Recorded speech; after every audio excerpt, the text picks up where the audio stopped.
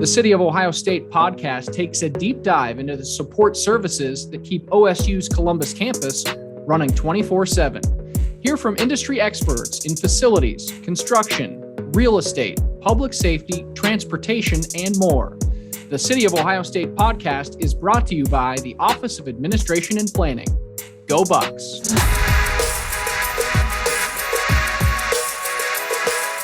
Hello and welcome to the City of Ohio State podcast. I'm your host, Dan Hedman.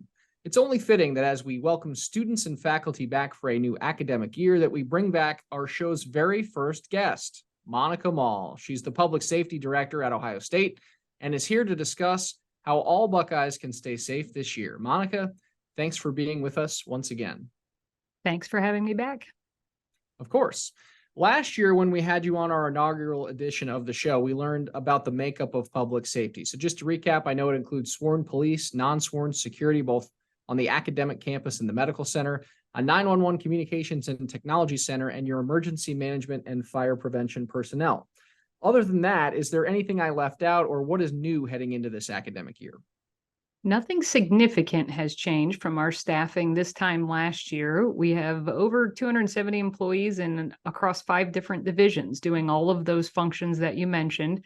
So these are, 200 to 300 university employees that are ready to start the academic year, and our sole focus is watching out for the safety of our campus community members.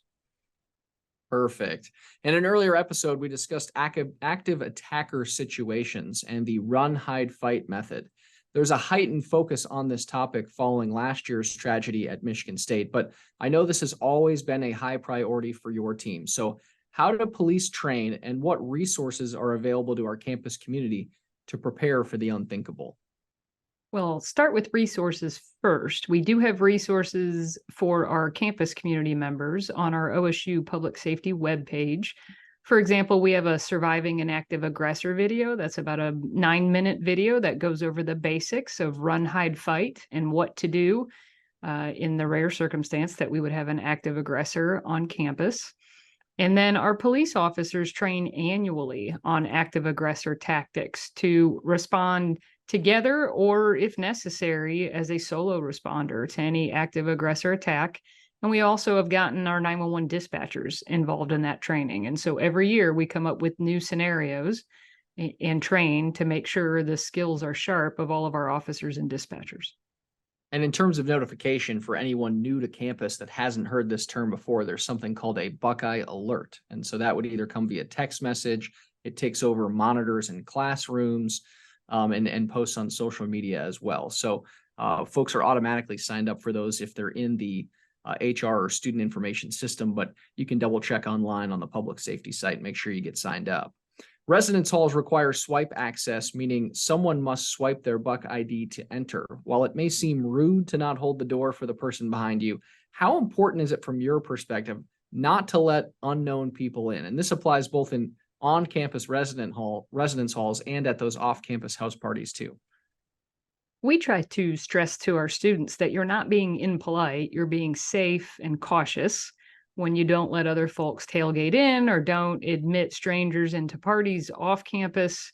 And I get that sometimes you're carrying things in, or it might be nearly impossible to make sure someone doesn't tailgate in behind you. But if something like that happens, you can always call police. It's okay just to call our dispatchers on campus and let them know what you think happened. If you think someone who may not be a resident has come in behind you, and we'll come over and check it out. We won't jump to conclusions, but we can patrol the area and make sure that everything's safe. Criminals tend to take advantage of opportunity, and we want to reduce the opportunities for them to get in spaces that they shouldn't be.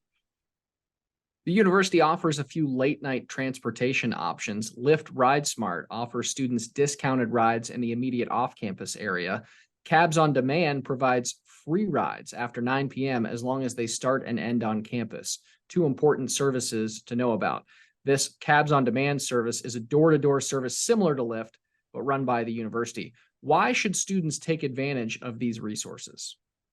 Well, taking a bus or using a rideshare service is typically safer in any community, but especially in a big city.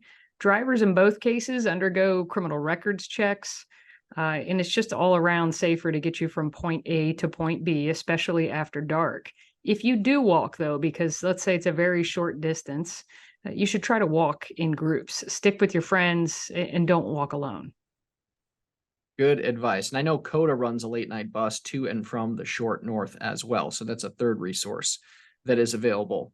The area east of High Street is off campus, despite the fact that many students live in the neighborhood known as the University District. Though outside OSU PD's jurisdiction, I know you partner closely with Columbus Police. Residential burglaries are common around the start of school. What can people do to make it harder on the criminals to commit these crimes? We do realize there's a large percentage of our employees that live outside of our jurisdiction and in the jurisdiction of Columbus Police. We work arm in arm with them. And we actually have a few of our OSU PD officers in a joint patrol program where they patrol with Columbus Police across High Street to keep our students safe. My advice to students living off campus would be always lock your doors and windows. Just like tailgating into a residence hall, residential burglaries tend to be another crime of opportunity. Not all cases, but in most cases where we see criminals entering homes of students off campus, they're usually going in through unlocked doors and windows, trying to get in and out unnoticed and take the property of the residents. Again, here I would prioritize safety over convenience. It's, maybe not terribly convenient if you live in a home with a lot of other students to always lock the door and make someone else who's coming home at different times unlock the door, but you really should. Those doors and windows should be locked at all times, especially overnight, when students may be sleeping. And if you see something suspicious, many students have Ring cameras and other things set up on the properties that they rent. If you notice someone lurking around the home or suspicious, report that to CPD and let them know what's going on. And I know in addition to locking doors and windows, the Student Life Off-Campus Commuter Student Services Office offers free window and door alarms, even smart plugs to plug your lights into to try to keep lights on while you're away, and personal safety devices that will emit a very loud noise if you activate the device, if you're walking around and feel threatened. So lots of resources available. Those are available in the Ohio Union. And then expanding on preventing crime off campus, I know last year, theft from auto and theft of motor vehicle was a stat that went up, but we're seeing that come back down. Part of that maybe was the targeting of Kias and Hyundais. But what tips do you have for folks to protect their vehicle and protect their belongings?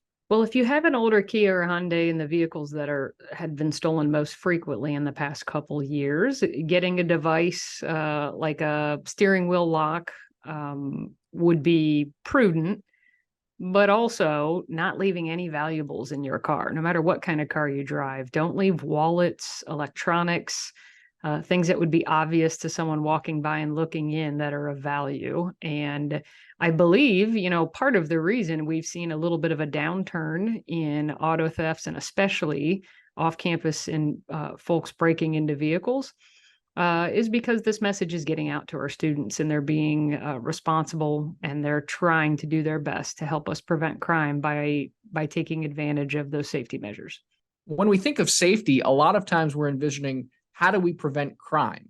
But on a college campus, traffic safety is also critical. With new construction projects changing the routes people drive and walk at Ohio State, what tips do you have for new or returning Buckeyes to navigate campus safely? And are there any spots that people need to be aware of? There are a multitude of construction projects going on across campus. There are some new projects along Woodruff. If I were a pedestrian, usually in my job, I tend to be driving around campus. But if I were walking campus, some things that I would advise students to do would be make sure you walk with your head up. You're watching traffic. Take your earbuds out so you can hear what's going on. Look both ways before you cross any street or even driveway. If you see a car that looks like it's going to let you go, make eye contact with the driver to make sure that they see you.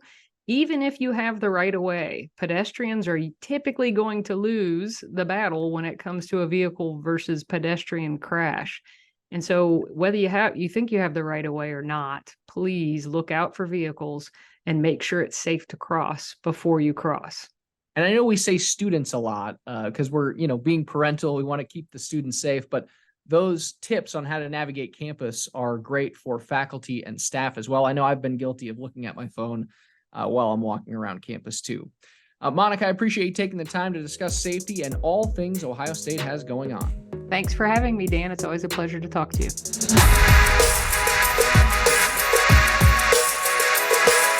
For more information about safety resources, visit dps.osu.edu. The City of Ohio State podcast is brought to you by the Office of Administration and Planning. Until next time, be kind and go Bucks.